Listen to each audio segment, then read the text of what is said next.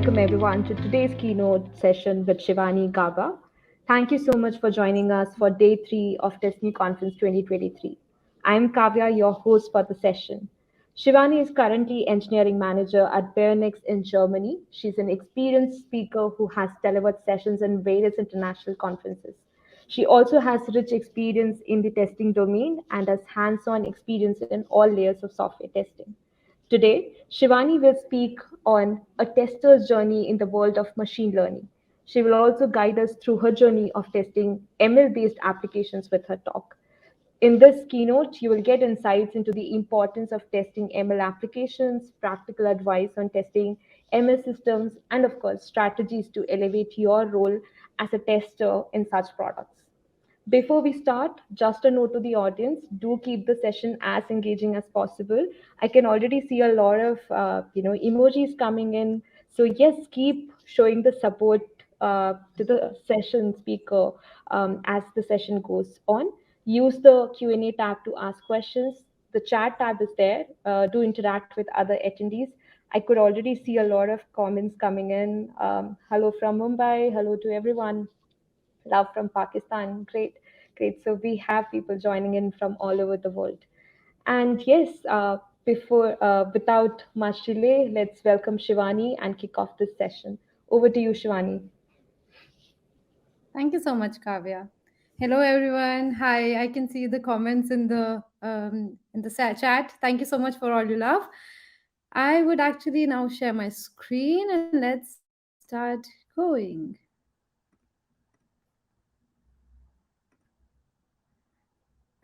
Can you give a quick thumbs up if you could see the screen sharing? Cool, that works then. Yeah, thanks a lot for being a part of this session and my talk, A Tester's Journey in the World of Machine Learning. So, who am I? Kavya introduced me briefly, right? Let me do it from an informal side, maybe. I'm Shivani Gaba.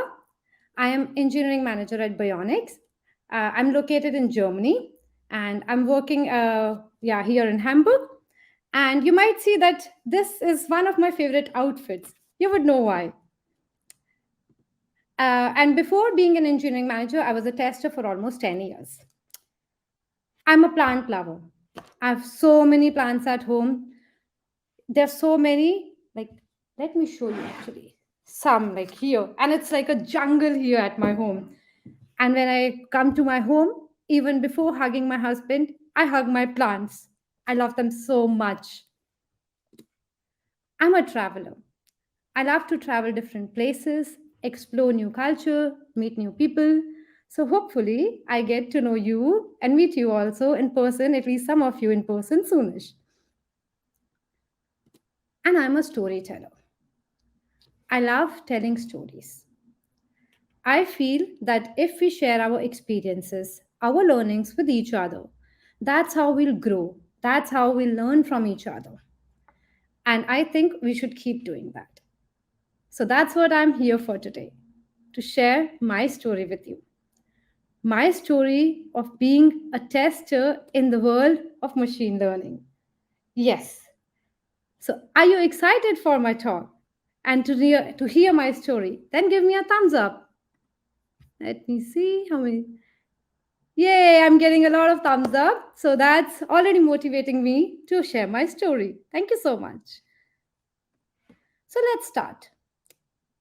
My story actually started around 4 years ago when I was working for a product which was a news product basically, where our users could subscribe to some sources like internet and technology here, and they could read different news and articles around it like this, right? So there are sources and user reads article around it, and I was majorly involved in the functional testing of this product. And then one day I was having coffee chat with my boss. And I usually take these kind of coffee breaks to talk with my colleagues, to talk with my boss. And that day we were discussing. So in these chats, right, we discuss about different things. We take a break from work. We discuss sometimes about movies, about books, about conferences, about what's happening in different parts of company and so on. And that day, we were discussing about something very different. And you know what we were talking about? We were talking about toilet seats. Yes, as funny as it may sound, we were actually talking about toilet seats. So, what basically we were talking about a tweet that went viral that time, that a lady, Jacqueline, she was complaining that she just bought a toilet seat from Amazon and then she's getting recommendations from that again. So, probably she was getting some recommendations for toilet seats like this. And me and my boss were discussing, like, why? Why would Amazon do that? She just bought a toilet seat. Recommending a toilet seat again doesn't make sense, right? Maybe if she would have bought a repetitive thing like dog food, then probably. But toilet seat? Hmm. And then we were discussing how these systems, these kind of ML systems, are around us everywhere, and sometimes they produced bugs or unexpected results that the user don't desire. And we were talking about some major failures around it. Like, for example, the Google object recognition, where this model was trained to classify or to see what are different objects. And unfortunately, it was classifying darker people as black people as gorillas. For example, Microsoft Day chatbot, which the chatbot which was producing racist comment out there, a hateful experience for the user. Or for that matter sake, Amazon recruitment tool, which was a tool trained to select which applicants are the best suitable for the job, and it was preferring males over females. And this was discarded. And then me and my boss were like, why is this happening? So, who assures the quality of these products? Are there even testers involved in these kind of things? Or are developers doing enough to ensure quality of these? And we were like, okay, there's also a product in our functionality which is similar. So, what was that? We had news articles, a lot of news articles, right? Tons and tons of news articles. And our goal was to make sure that the user could read the best out of them. And it's impossible for users to read everything, right? But we could help them find what would be most suitable for them. So out of all these tons article, users can't subscribe to everything.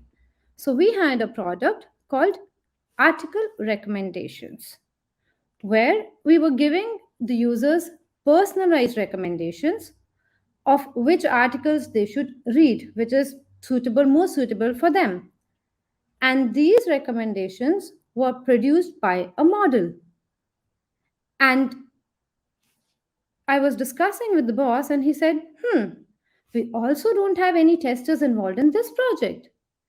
So maybe we are also producing some unwanted results for the user. Maybe we don't even know like if they like our recommendations or not. Maybe that's not suitable for them. Or probably we are also sending out some bugs there. So who's ensuring quality of these applications?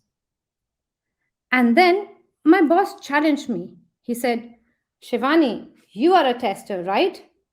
And we don't have any tester in this project. Why don't you go and test quality of this project? And I was like, wow, that sounds like an exciting idea. It's great. Now I would test models. Like, wow, that's such a great news. But at the same time, I was also very nervous. I was like, I have not done this before. I've majorly been involved in testing either web applications or backend applications or mobile applications. But models, that's something alien to me, that's strange to me. And with these mixed feelings, I joined my team. When I joined my team, the first thing I thought of was, how do I test this? How do I test these recommendations produced by some model? So, as I said, I was mostly used to testing only conventional system like web applications or backend systems or mobile applications where I would know what is the expected result, or I could clarify it with PO or someone like what should be the expected result. But here, I don't know what's the expected result. Let's actually do an activity here and I try to explain you the problem. So let me create a poll here.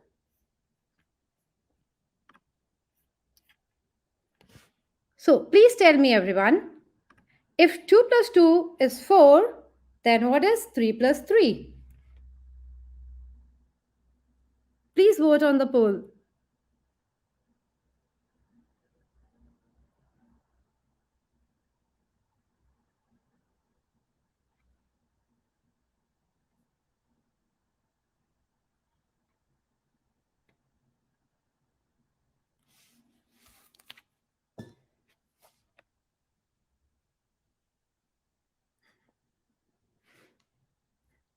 Okay, so I keep seeing results coming in. Thank you so much for that.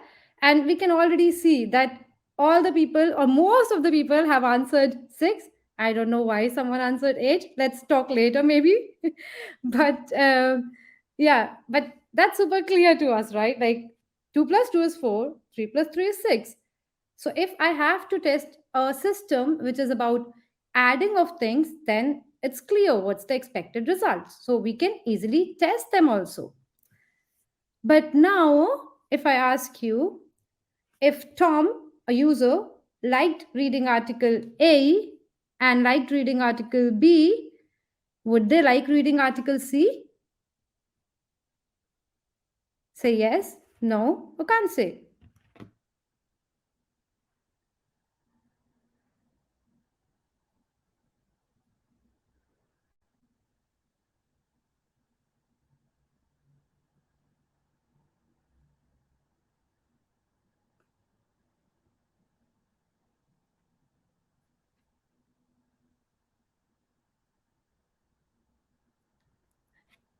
Yeah, so we see the votes are keep coming, and most of us say we can't say, we don't know what would they like, what would Tom like, but some people say yes and no. I don't know how you're calculating that. I would be very interested to know that actually, because I mean I don't even know what I like. Forget about Tom or for any user for that instance, and you could see like we relate with this problem, like we can't say who would like or not like, what would they like.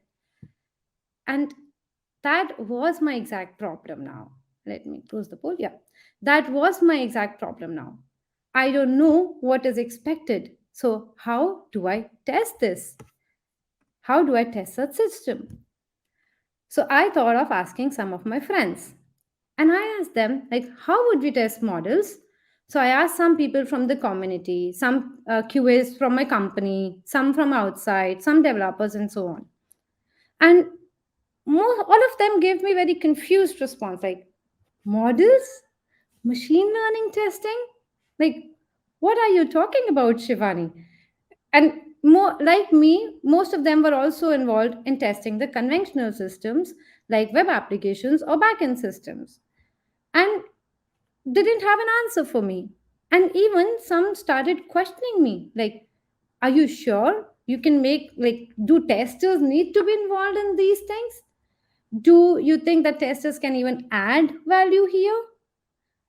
So instead of getting some answers or clarification, I got more questions of how do I test this?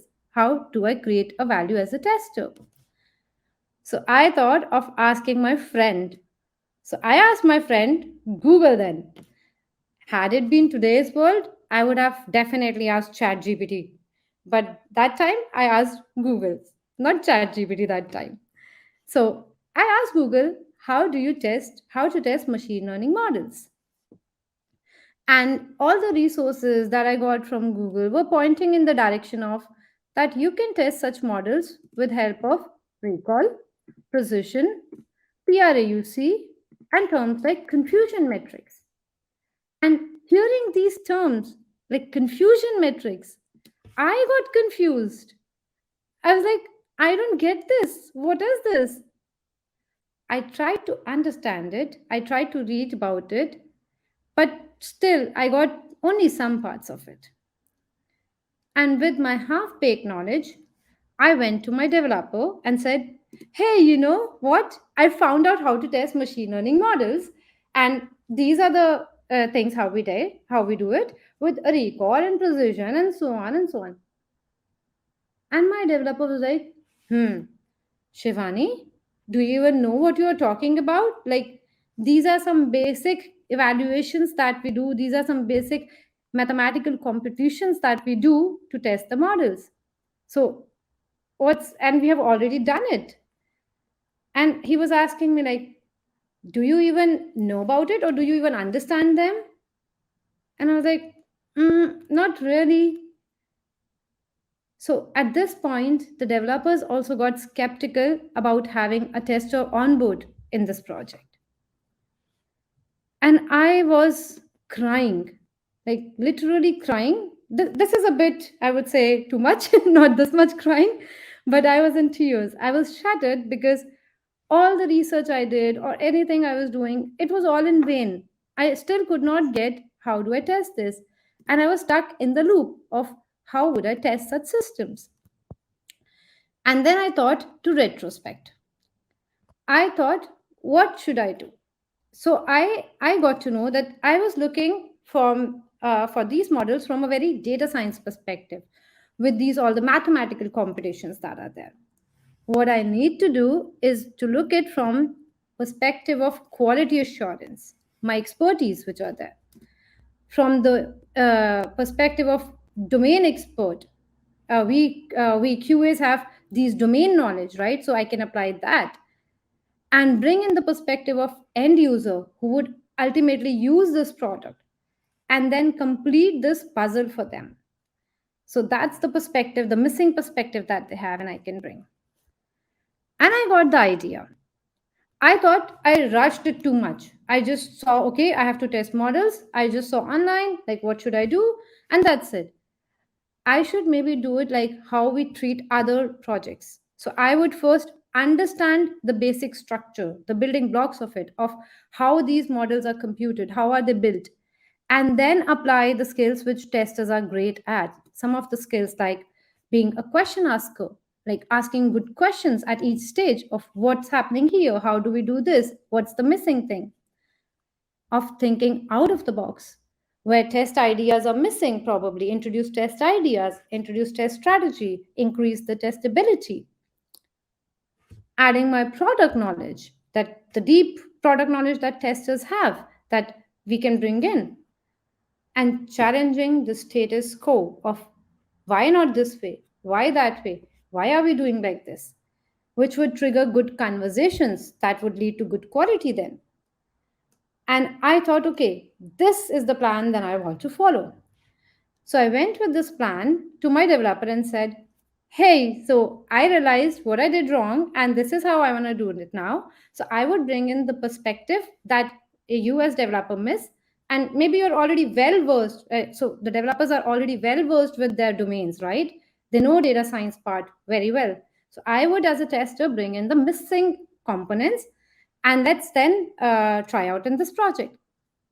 And hearing these plans, the developers who were skeptical earlier, they also got super excited and they were like, yes, now we will have this test. Now we can have this on board and kick this off in this exact plan.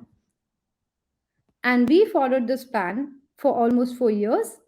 And we brought in different test ideas, different testability issues that we solved. We even prevented some bugs from going to production. And that is what I'm going to share with you now, like what we did in all these years. So, where did I start from? I started from the very basics. I learned what is machine learning.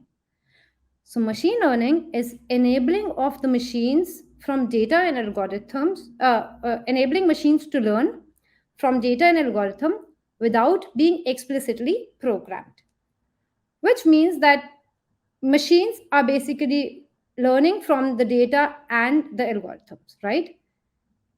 And then I learned about that there are different types, different ways in which machine learns. For example, there's supervised learning, in which we show labeled data to the model.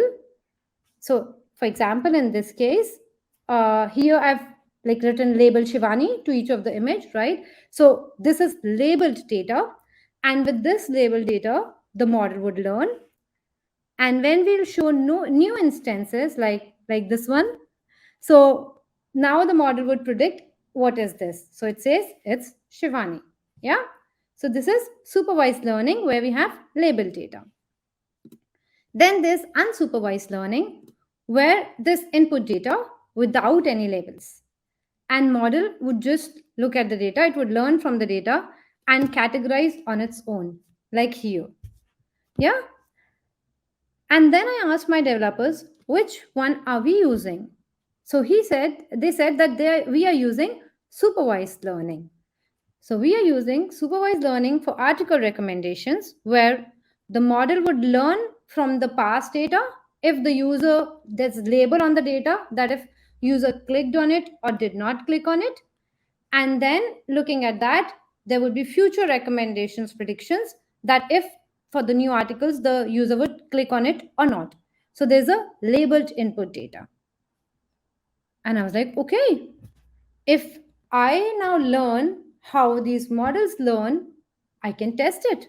If I get to know how these are learned. So how do model learn? Model learn basically similar to how any kid would learn. So if I have to tell a kid or what's a dog, if I have to make them learn what's a dog, what would we do? We would collect different samples of what dogs look like, right? Different breeds, different areas, different sizes, and so on. So we would have different data for it. Then we would define the features of the dog, like it has 2 ears, what's the size of the dog, what are the weights of the dog has a curly tail, some dogs have fur, and so on. So we would define features for it, and then we'll show that to the kid, to the child, to see, okay, that's how the dog looks like. And in exactly similar way, the models would learn. So learning process of model happens usually in 3 stages. Step 1 is data collection. So we collect data for training. Then there's model feature selections, and then the model is trained. And now I will go in deeper depth of each of the step and tell you how we applied different techniques to find test ideas for it, what is the step looking like, and how we ensured the quality of each step, and what bugs we found, how did we include different testing strategies, and so on. Before I go deeper into detail of each step, I just want to get a feeling of everyone is with me. Am I too fast, too slow? Thumbs up if everything is fine, or thumbs down. I think it might be a here, or some other emoji to say, okay, slow down.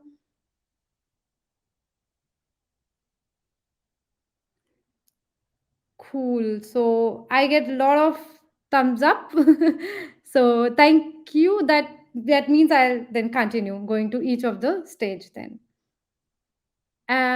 Wait, does the heart means slowing down? Because I didn't get the heart part. Could someone write in the chat who's making a heart?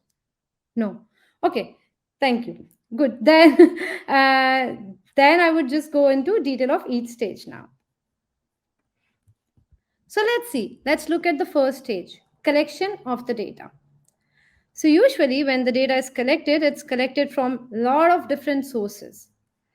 And it's said that the higher the quantity of the data, the better the training, meaning that we should get more and more and more data. But I believe in principle of 𝐶𝐸𝐲. And people who have not seen this talk earlier, please tell me if you know what is 𝐶𝐸𝐲. Anyone knows? 3, 2, 1. Okay, no. So, principle of 𝐶𝐸𝐲 is shouldn't shit out principle. It's garbage in, garbage out. What goes in would come out. So in this case, I would say the higher the quantity and the quality of the data, the better is the training.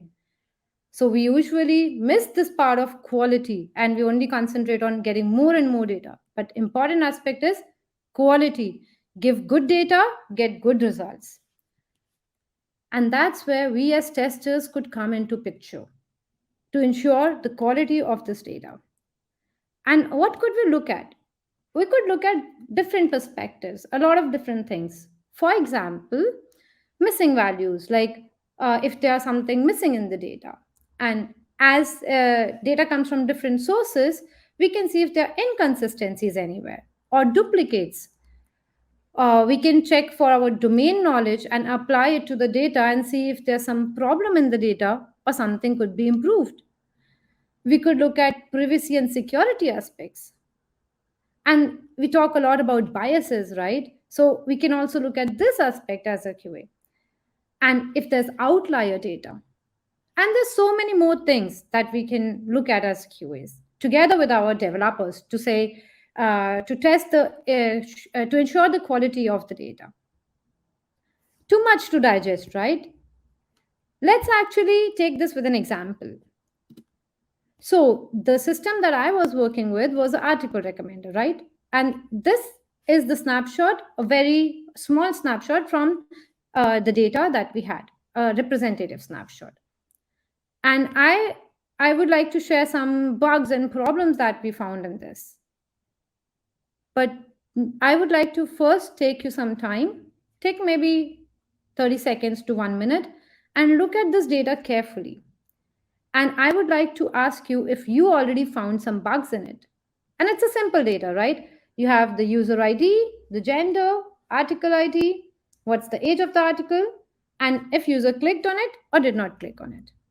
So this snapshot of data, please look at it for 1 minute and then let me know how many bugs you found and I'll just generate the poll for that.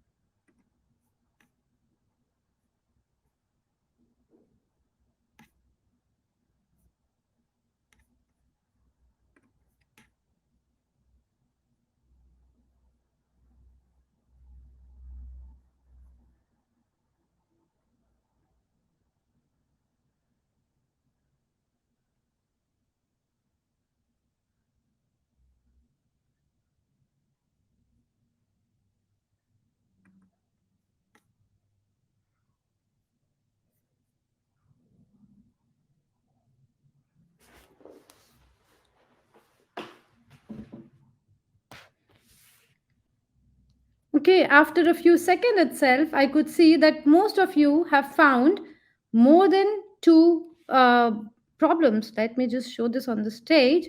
So, most of you have found 2+ problems. And actually, you're proving my point. What can we testers do here? You have shown to me, right? We can see the data. Let me just close the poll. And so let me show you some of the bugs, actual bugs that we found in the system that time. So there were duplicates in the system that we needed to remove then. There was missing values like null. So we need to see if we should have median, mode, or how should we handle these missing values? Should we get rid of such data? There were invalid data, like the age was negative. And this was happening due to the time zone difference that we had in the system. And then we need to fix this bug due to the time zone conversion issue. There's outlier data that it does not fit in the range. So we need to see what do we do with this data? Do we normalize it? Do we remove it? And we have to discuss all these things with the developer. We can apply domain knowledge. So for example, in this case, I knew from my domain knowledge that 0 is the user ID of logged out user and that this data would be corrupted, and it's in fact it would be bad for the model. So we need to get rid of this. We don't want logged out users data. And then we see the bias, definitely. So all these kind of aspects and many more indeed, that we can together collaborate with our developers and find such issues. So I would say that the step one is not only collection of data, it is collection. One more thing, yeah. That this data that I showed you, it was not only like the usual data is not this small, right? It's millions of rows and thousands of columns. So it's very big data that we give the model for training. And it's not so easy to spot the bugs like we just did right now. It's difficult to do it with the raw eyes. So what we testers could do is to basically pair up with the developers to learn such tools which could help us visualize this data. Like in this case, like form graphs of, okay, given the whole data, what do I see? Where do I see the problems? And here we could totally see that there's a negative age and an outlier age. So these kind of uh, visualizations that we could learn. And there are very good libraries out there already for this, like Pandas, Matplotlib, and 𝐒𝐶 and many more out there. And also we all love automation part, right? We want not to have these checks by us all the time, but maybe rather integrated in the pipelines. So there are some great tools like Great Expectations, with which you could have all these checks already integrated in the pipeline to see if the data follows it. So like this, we could actually ensure the quality of the data and say that step one is not only collection of data, but it's collection and cleaning of the data to make sure that this is good data that we are giving. So that we do together with the team then. Step two, selection of model features. Now that we have all the data, it's time for us to have the model features. What is feature engineering? What is features? So features are basically independent variables or attributes that we feed to the model. What does that mean? So basically we had a lot of data. Not all of this that we are going to give to the model. We have to select what is valuable from this for the model to learn. And if there's something missing, then we should introduce that. For example, in case of article recommendation, the name of the user, that's not valuable for the model. It does not matter what's the name. So we can just get rid of this and not have a feature for that, right? So it's about choosing which features we should send to model and how they should be computed. And what we could do as testers is to pair up with our developers and first of all review the features that are there and enhance them. We can see if all the rules that are applying to the features are standardized all over. We can challenge the current features of what's already added, what should we add, what should be edited, and so on. And we could help documenting of the features.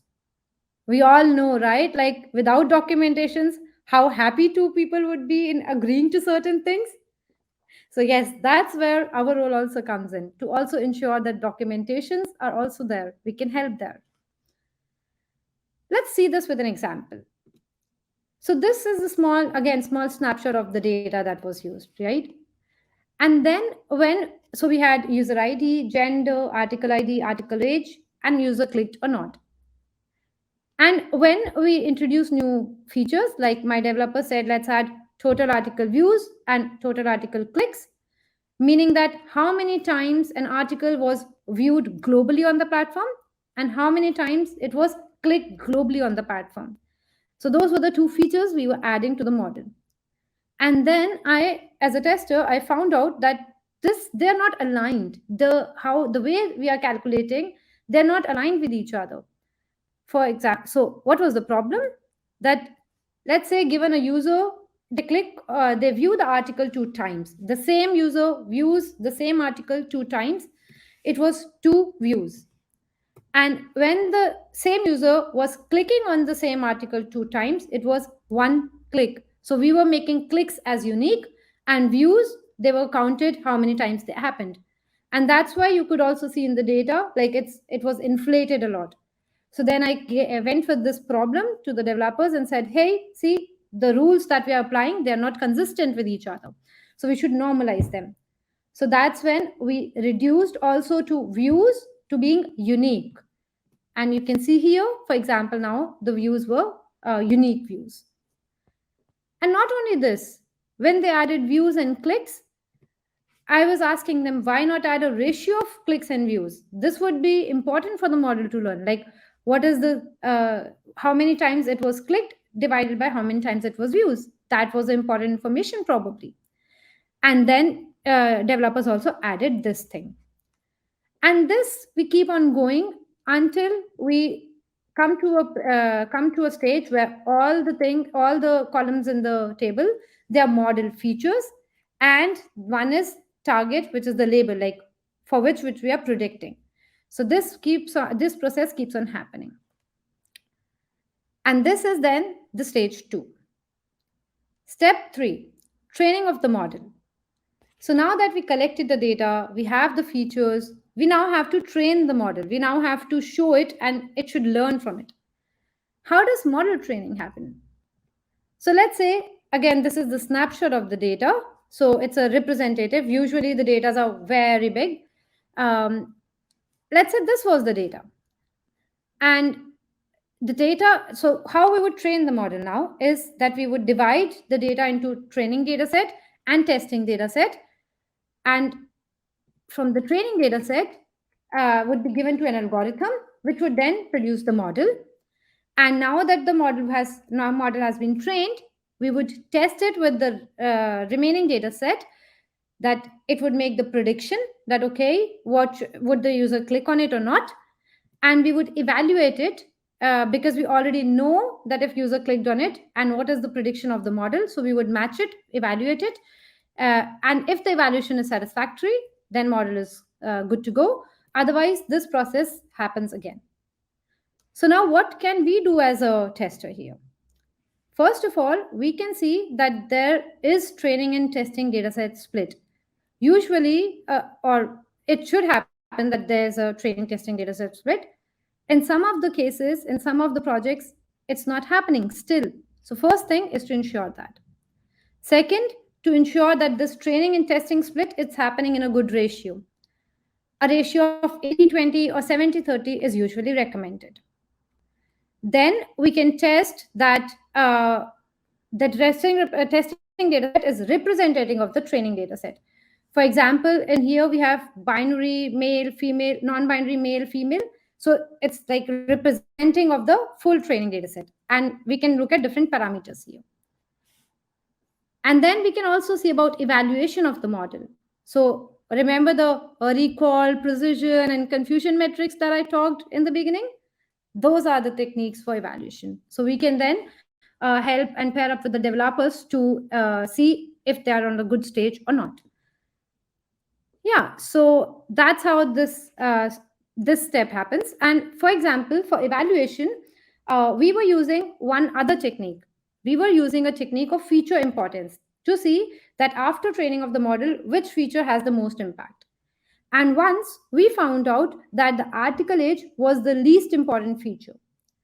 And this I pointed to the developers and said, like, according to my product knowledge, according to my user experience, I know that our users like to see only articles which are very recent. And if article age is the least important for the model, then it could be that it's also it's agnostic basically to age. So it could recommend also very old articles as compared to the new articles. And this I said, no, that should not be the case. So they went back and we found that there was a bug in the training. So in all these techniques, for example, we could contribute as a tester. Yeah, so now that we have all the 3 steps, right? We have collected the data, we have selected the model features, we have trained the model also. So all the 3 steps are done, and I showed you some of the different ways. There were a lot more, but some of the different ways how we can contribute as testers. So I ask, like, I wonder, what's next? Is it just the end? What should happen next? Is my role over as a tester now? Exactly not, actually. Because right now, similar to the kid, we have just trained the kid of what a dog is. Now we need to ask the kid, is it a dog or not a dog, right? We have to take the test kind of the kid. Similar thing now with the model. So we have trained it what if the article should be clicked or not. Now it's the time for its delivery. And how different techniques of delivery process. So for us, the delivery process was happening that the user makes the request, the model would predict the relevance, and then it would return the results of which articles are the best one for the user to see.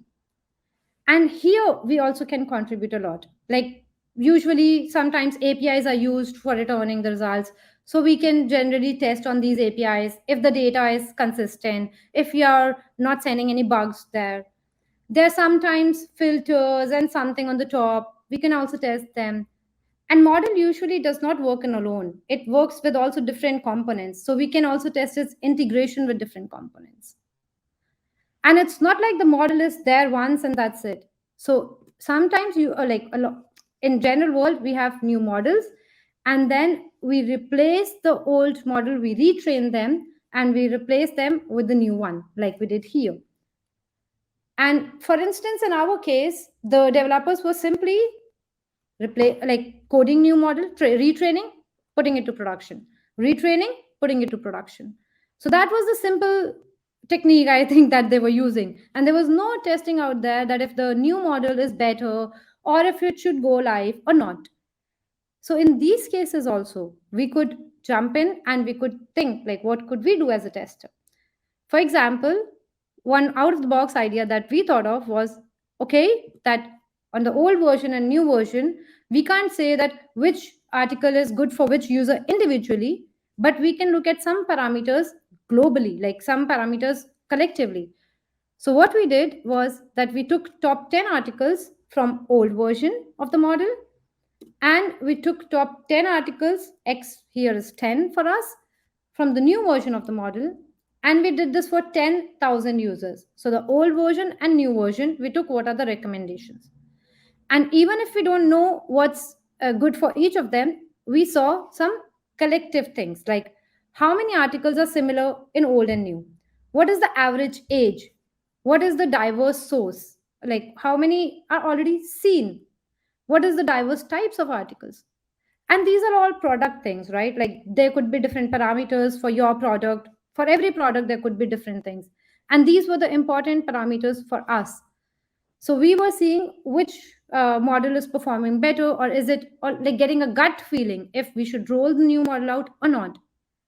For example, once we found out that the number of overlapping articles in the old version and new version was zero, like completely zero, meaning that they were predicting like completely different responses. And the change that we made in the old model, in the new model, was not that big that it should produce completely different response. So that's where we got use of this technique and said, no, that seems like a problem. We went back, we found the problem, and we fixed it. And in different cases, right, like you could find different things here. So that's one of the ideas that we implemented. So let me recap. How can we as testers contribute to such projects, in my understanding? So first, I would say learn the system, understand what are the building blocks, how does it happens, and not only from the black box perspective. And then apply the testing skills that you have. Of course, we need to learn some more skills. We need to get smarter at things, but there are already a lot of skills that we testers have unique in ourselves. And then we can apply it to different stages. For example, of learning of model, when we collect the data, select the features, train the model, or even in delivery of the model. And also, for example, maintaining pipelines, monitoring of model, also that comes into picture, right? So there's a lot that we can do here. So if I look back now, if I look back to my journey, to my 4 years that time, what would I say? I would say that the team was very happy. Like my team and I got integrated. I learned a lot from them, different techniques, different computations. They learn from me from a quality perspective, from a tester's point of view. And not only this, my developers started bringing in the good test ideas of, hey, we can do like this, hey, we can do like that. And then we were discussing about different things, different testability, test strategies.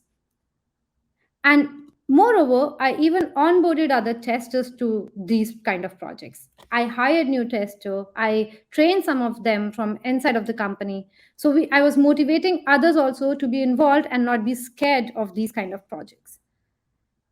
And what about me then? Am I AI/ML expert now? Do I know everything about these models or anything that's going around in the world about AI/ML? No, actually not. I have just learned, I would say, some parts. I'm not the AI/ML expert, but what I can say is that started with this feeling of joy that yes, I want to do it, but also nervousness that maybe this is not something we testers could do. But at the end, after all these years, I would say I'm not only happy, I'm very happy.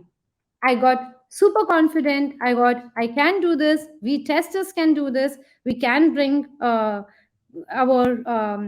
we can bring our value in these kind of projects. So I was super happy at the end. So this is about my story. It's about my journey, right? And I feel I got a head start. I was starting a bit early. These days we hear a lot about AI/ML. It's almost everywhere, right? And I feel myself as a lucky one who started some years ago. But what about now? I always question myself, is there a need to be testers to be involved in testing AI/ML based projects in today's era? And I would say, if you ask me, definitely yes. With more and more such projects coming, we need to be involved. We should be involved indeed. But that's a lot about me, my story, my perspective, and my answer, right? I thought now to give a chance to one of my friends to answer this question. So let's hear from one of my friends, ChatGPT, right? I told you that had it been today's era, I would have asked ChatGPT. So I actually did that now. I asked ChatGPT, is there a need that testers are involved in testing AI/ML based projects in today's era? And let's see what ChatGPT told. So it told me this, and you don't need to read it. Let me just play. Yes, there is a critical need for testers to be involved in AI/ML related projects in today's era. AI/ML systems are complex and require thorough testing to ensure that they are reliable, accurate, and secure. Testers can help identify and address issues related to bias, data quality, and performance, which can significantly impact the effectiveness of an AI/ML system. Additionally, testing can help ensure that the system meets regulatory and ethical requirements, such as data privacy and transparency. As AI/ML continues to grow in importance, the need for effective testing strategies and frameworks will only increase, making testers an essential part of any AI/ML development team. Yeah, were you all able to hear that? Please give me a thumbs up. Cool. I see a lot of thumbs up. So thankfully that worked. That was nice. Okay, yeah. So basically, ChatGPT has said what I wanted to say. I think, and ChatGPT also thinks, that there's a critical need for the testers to be involved. We should be involved in such projects. And look at this. That's the era that we live in, right? I needed something. I went to ChatGPT. I wanted to have this not read by you, but maybe play an audio. I looked at some text to audio converter, which is again AI based. It's the era that we are living in. For every small work that we do, we are encountering probably something which is based on AI/ML. There are talks about self-driving car. In hospitals, ML is used a lot. You open your phones, any application that you would see, probably you'll find something which is machine learning based. So yes, that is the era that we are living in. This space is growing and growing. And we as testers, We need to be now more involved in such things. We need to wake up. We need to not be afraid. Please don't be. That we need to we can do it. We definitely can. Let's not have these jargons and all these complex things, or oh, I can't do this. That's not the case. We can and we should. That's the era we live in. And with that, I would actually close my talk by saying that everyone creates their own journey. So our journeys could look different. My journey was about testing a machine learning based system. Maybe you're testing a system which is on the top of machine learning system, right? Or maybe you're a developer who would onboard some tester into such system, or probably a manager or someone who could make space and a chance, an opportunity for us testers to be involved in such systems. But our journeys would look different. Our journeys could have different paths. We might cross each other, we might not. But the key point here I want to say is, like, everyone creates their own journey. I have shared mine today, and I would love to hear from you all what's your journey in some time. I hope this helped you. And if you have any questions, please do approach me later. Before I'm just close this, I would like to thank some people who have helped me create this talk. Manoj for giving me the opportunity to present here, and for everyone else to help me shape this talk, and actually my team, without whom I would have never been able to share this journey and learn so much. Thank you so much. With this, I close the talk, and I close the gates for that.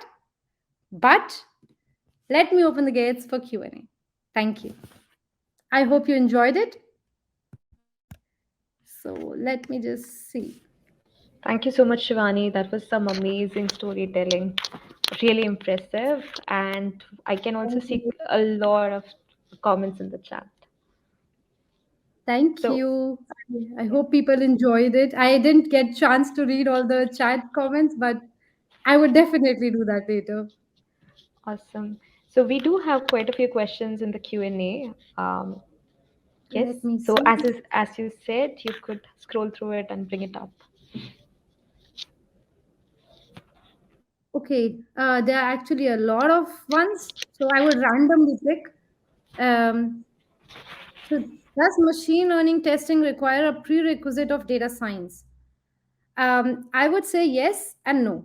So, as I said in the story, to understand or to test any system, in my opinion, it's important that you understand at least the basic components of it, and how the building blocks are, but not a deep learning of data science, that okay, I have to know each and every computation or all the libraries, or I have to write all the code for it. No. So it's like, in my opinion, it's like any other project where developers would develop things, but you would need some kind of understanding of what is getting developed. So get a deeper understanding of how your project looks like.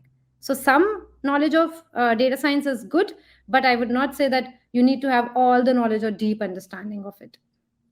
Did that help, Suma? I hope so. Otherwise, please catch me also later. I'm available.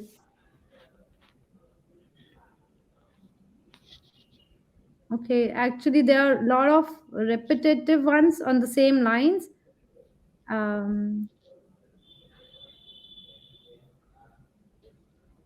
okay, where are these?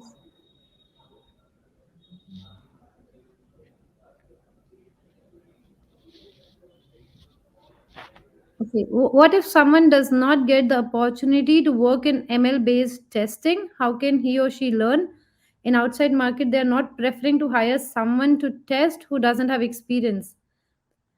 Actually, I would say that we can try to learn from all the open sources that are there. In recent times, in last few years, also a lot of resources have been out, which with which you can help and learn and train yourself to. And there are a lot of talks. You could see some great talks also from, for example, from Tariq, from AG Jones. I could actually also give a list of recommendations which I could suggest to refer before jumping into these kind of projects. So that I would attach to the end of the slide deck that would be shared later then. So maybe try that one. Um, what? In your experience, how can testers make a significant impact on the success of machine learning projects beyond traditional QA practices? Yes, that's actually a very interesting question, and I hope and I tried to cover that in the talk. I would say that for so beyond QA traditional practices, I think it's also important to think out of the box here. For example, usually think a lot from the end user perspective of, okay, what would they expect. Here you might not even know what they expect, so you need to think out of the box of what other techniques could you apply, and you have to brainstorm a lot. Some of your techniques might work, some of them might not work. Like I showed one of the techniques, for example, in the talk of that you could take a gut feeling of collective responses if not individual. That was a very iterative process for us. A lot of things did not work for us beforehand. So I would say here brainstorming would work a lot, and also pairing up with the developers like any other project to get to know the details of it. That would help you then see, okay, where can you add value and where can you bring out different QA practices than the traditional ones. So that's what I would say. And second, focus on data. Data is the key here. If your data is clean enough, that's the first step. So instead of focusing on the end user a lot, focus on the starting point, focus on the data, what is going in. If your first step is clear, then the later ones have chances of higher clean things. So just mindset shift, I would say.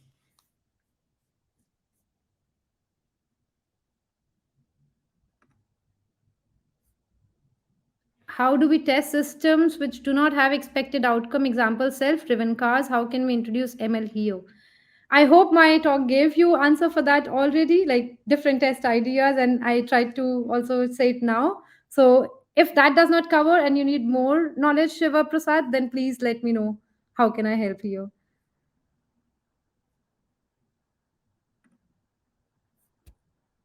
How do we balance between learning QA and machine learning?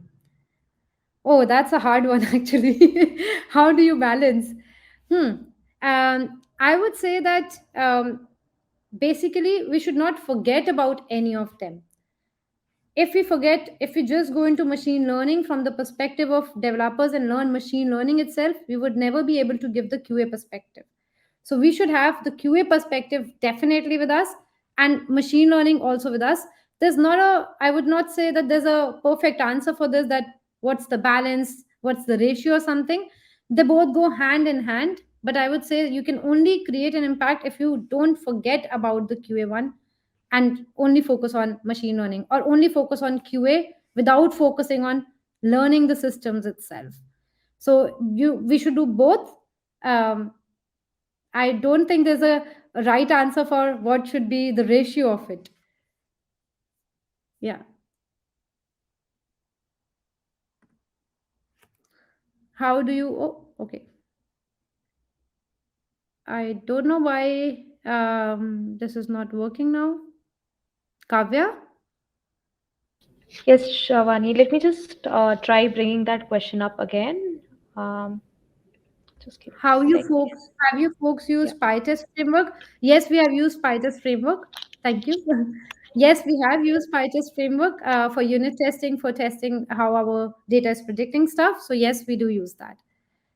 We use that to test predictions, and usually the developers are writing a lot of code around it to test what are the predictions, and we are helping them form the cases around it.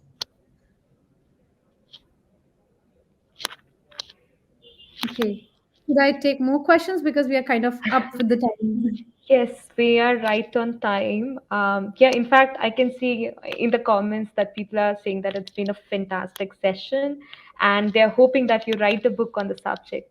So, yeah, kudos to you. Thank you so Uh, much. I can just tell you on that part, I wrote a blog prior to this talk on exactly same topic, and I would say it was hard for me. So, but I really like that you like the talk and you appreciate that I should write a book. I would share the link of the blog if that helps. That would be great. So we do have an event feed. You could send the link to me and I could put it for the audience later Let me on. actually do it right now before I forget. Wait.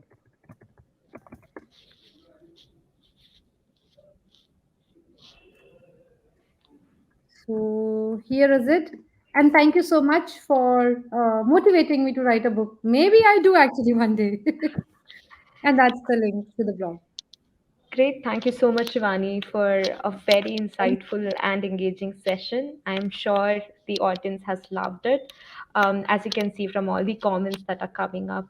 And to the audience, thank you so much for being such an engaging one.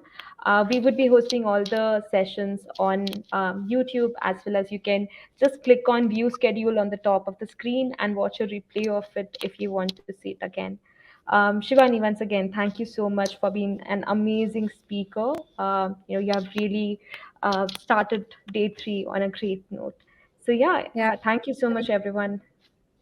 Thank you so much, Kavya, and people who are still with us. I really believe in feedback and keep on improving. So please do give feedback to the session.